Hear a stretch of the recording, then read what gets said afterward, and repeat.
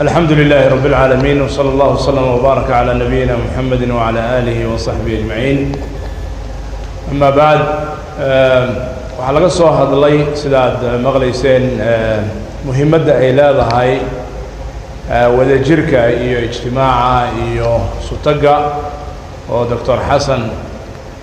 Sheekh Ali uu ka waramay waxa ku xigay Sheekh Mustafa oo inooga waramay asbaabaha sukeenaya dadka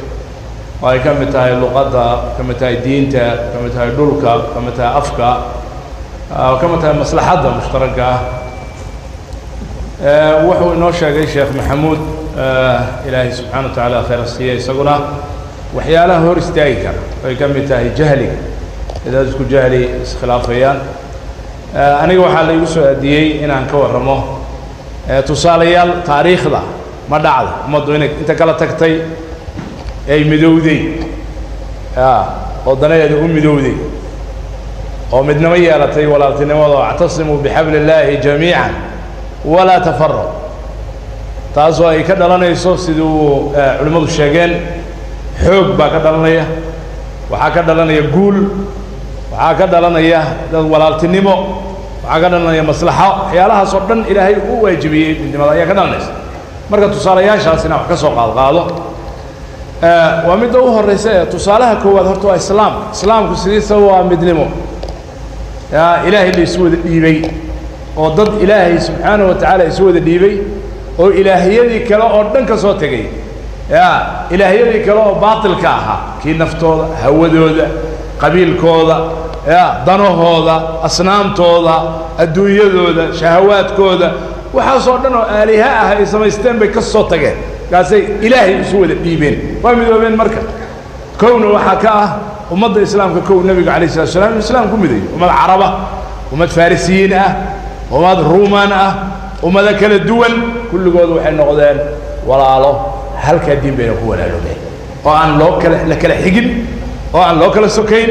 nin iyo iimaankiis ilaa bitaqwa ay noqotay taasaa horta kow midnimada halkaas horta tusaalaha koowaad ku cadda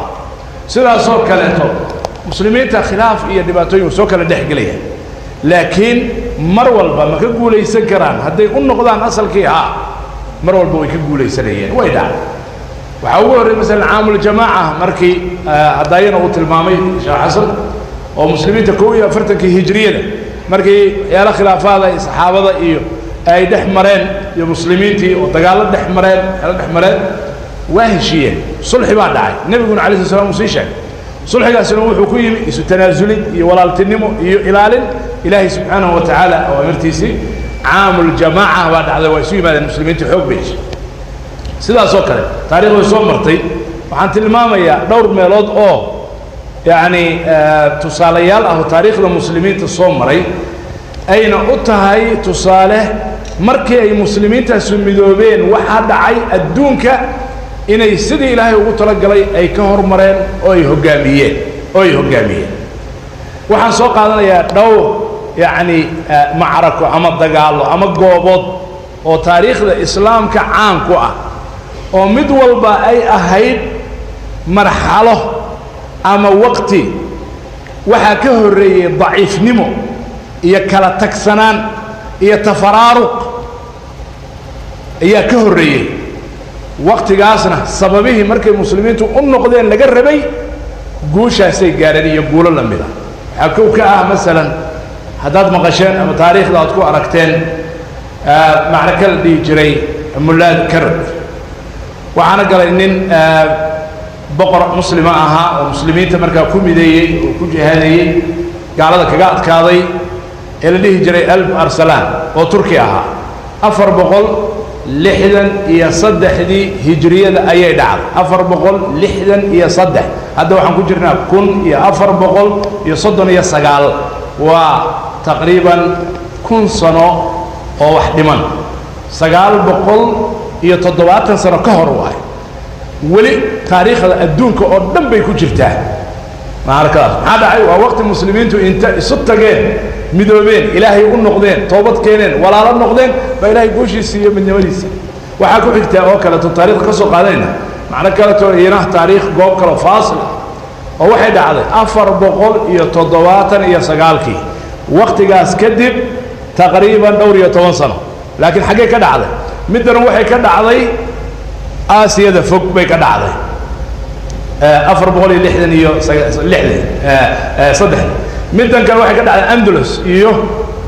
Spain bay ka dhacday muslimiintii oo dacfi ku jiray oo kala qaybsamay oo 27 dawladood u qaybsamay ayaa dagaalkaas mideeyay oo waxa mideeyay inay isu tageen walaaltinimo xilin muraabitintii ka yimi Maghrib iyo Morocco iyo kuwii Andalus joogay midoobeen walaalo noqdeen dagaalkii wada galeen gaalada jabiyeen 400 oo sano ayay muslimiintu dib waxay baaqi ugu noqdeen Andalus inay sii joogaan waxa kale oo ku xigto oo lamid ah macrakadii dhacday ee la dhihi jiray Xittiin ee Baytul Maqdis lagu xoreeyay markii ay saliibiyiintu qabsadeen kadib muslimiintu markay Baytul Maqdis xoreeyeen 400 iyo siyaada sano way gacantooda ku jirtay markii ay daciifeen oo diintoodii ka tageen oo khuraafo iyo heeso iyo maala yacni iyo kala qaybsanaan iyo daciifnimo iyo isdiyaarin la'aan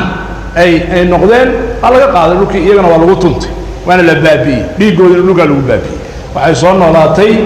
markii Nuuruddin iyo Salaaxuddin iyo raggii la mid ahaa ee muslimiinta u kaceen oo ay mideeyeen ayaa 583 Salaaxuddin ugu guuleystay Baytul Maqdis macrakatu Xittiin inuu xoreeyo oo uu ka saaro laakiin goorma goor muslimiintu isu tageen oo Shaam iyo Masar iyo Yemen iyo Ciraaq qaybo ka mid ah iyo Turkiga qaybo ka mid ah iyo dhulkaas oo dhammi ay hal hoggaan iyo hal nidaam iyo cadaalad iyo islaamku socodkiis ay diintooda cusboonaysiiyeen oo u noqdeen oo ay ka tageen kala qaybsanaantii iyo tafaraaruq ay ka tageen ilaahay uu soo celiyay guush 583 bay dhacday waxa kale oo ka mid ah tataarku markii uu yimi oo khilaafadii uu burburiyay 656 waxa la baabiyay Baghdad waa lagu tuntay 2 milyan baa lagu dilay buu leeyahay ibn Kathir rahimahullah ta'ala 2 sano kadib gudaheed markii muslimiintu ay diintooda u noqdeen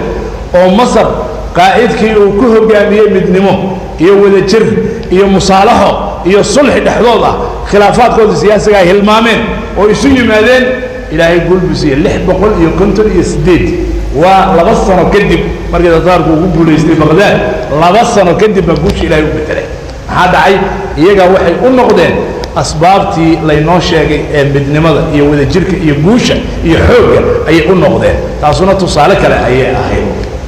waxaan ugu dambayn soo qaadanayaa nimankii Cusmaaniyiinta ahaa ee Turkiga xukumay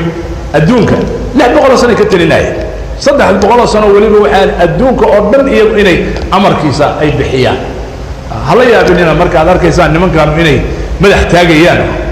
oo sida dadka kale ayaan ahayn oo maaragtay Turkiga gaaladu markay amar siiso oo hadda Erdogan tiraado waxaas iyo waxaas oo maaragtay u hadlaayo sida nin cizle oo amar leh waa nin awoowayaashiis iyo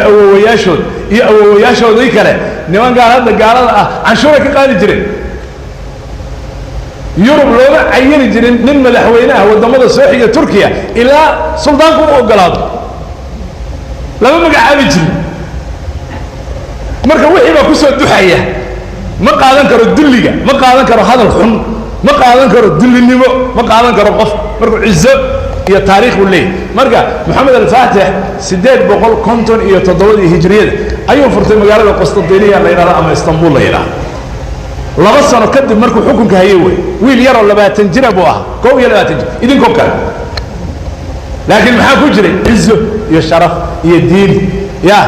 iyo islaamnimo ayuu maaragtay ku riyoonay 655 buu ku wareegay xukunka aabihiiska markuu u dhintay 657 magaalada Istanbul buu furtay adduunka oo dhan uu ka talinayay muslimiinta tusaalayaalkaas oo dhan waxayna tusayaan in dacfiga maanta jira kala qaybsanaanta maanta jira ma Soomaaliya kaliya caalam islaami 57 dawladood uu qaybsan laakiin ma soo noqonaysaa insha Allah ta'ala way soo noqonaysaa waa goorta raggeedii yimaadaan Soomaaliya ma midoobaysaa dib ma u midoobi kartaa oo dad muslimiina oo xoog leh oo sida aan jiraan ma noqon karaan insha Allah ta'ala noqonaya laakiin waa goorma ما هو ما تجوبه سيدا حالة دين ويتا إنك ما هي نبي ضد قبيلات وكلا قيسان ما هي الباح أنا غير هذا البارو ماشي على هذا قفكم مسكح دي سايساتا لا يمكن والله بالله تالله يكر يوم إني أمت نقول كران أما ضد نقول كران يكر يوم ما تذكر تاريخنا منه شيء تاريخنا واحد نو شيء إيسا ضد كيلها إسلام لماذا ضد كيلها أخلاق الإسلام كلا نو شيء الرميسان إلى مدين كواس أيام مدني ماذا كينية إلى هنا قعنت أقلنية شرفت هي عسدنا السينية إنك مركا أوبشن كويدين فري مرة من عسدنا ونقولنا